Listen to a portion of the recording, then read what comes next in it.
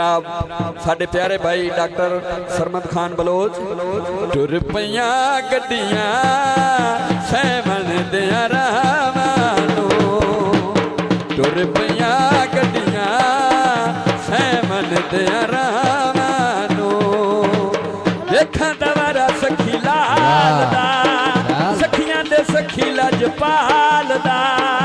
देखां दवारा सखी लाल दा, सखियां दे सखी लजपाल दा।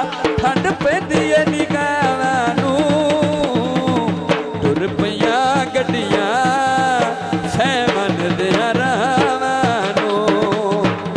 टुर पईयां गड्डियां सैमन दियां रावां। वेखां दवारा सखी लाल दा, सखियां दे सखी लजपाल दा। ठंड पैंदी ऐ निगाहां नूं, टुर पईयां गड्डियां सैमन दियां रावां।